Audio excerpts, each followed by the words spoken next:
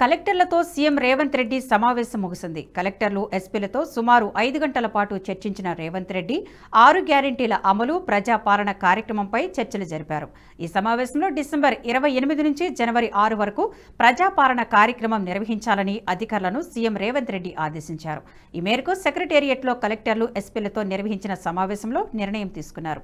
నిరుపేదలు, అట్టడుగు వర్గాల ప్రజలకు ప్రభుత్వ ఫలాలు దక్కేలా పాలనా యంత్రాంగాన్ని గ్రామ స్థాయిలోకి తీసుకువెళ్లేందుకు ప్రజాపాలన కార్యక్రమాన్ని చేపడుతున్నట్లు తెలిపారు.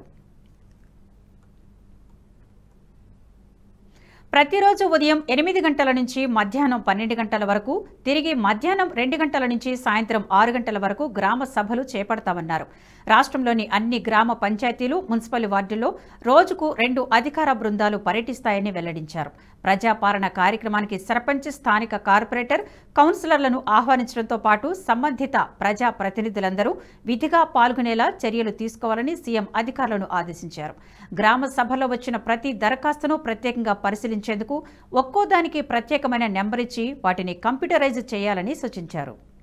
6 గ్యారెంటీలకు సంబంధించి ఈ నెల 28 నుంచి జనవరి 6 వరకు దరఖాస్తులు స్వీకరిస్తామని మంత్రి పొంగులేటి శ్రీనివాసరెడ్డి తెలిపారు. సచివాలయంలో ఆదివారం అన్ని జిల్లాల కలెక్టర్లు, ఎస్పీలతో ముఖ్యమంత్రి రేవంత్ రెడ్డి, మంత్రులు సమావేశం నిర్వహించారు. సమావేశం అనంతరం మీడియాతో మాట్లాడిన ఆయన 6 గ్యారెంటీలకు సంబంధించిన దరఖాస్తులను ముందుగా ప్రజలకు అందిస్తామన్నారు.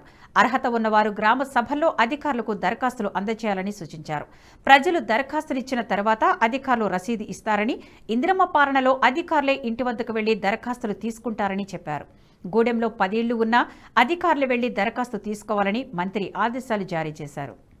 కుంగుబాటుకు గురైన మేడిగడ్డ బ్యారేజీ వద్ద మరమ్మత్తు పనులు ప్రారంభమయ్యాయి. రాష్ట్ర ప్రభుత్వం సీరియస్ అవడంతో బ్యారేజీని నిర్మించిన కాంట్రాక్ట్ సంస్థ ఎల్&టీ ఈ పనులను మొదలుపెట్టింది.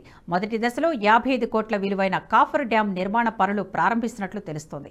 గత 2 రోజులుగా భారీ నిర్మాణ యంత్రాల సహాయంతో మహారాష్ట్ర వైపు గోదావరి ఒడ్డున ఉన్న మట్టి రాళ్లు అడ్డుగా వస్తోందని సమాచారం.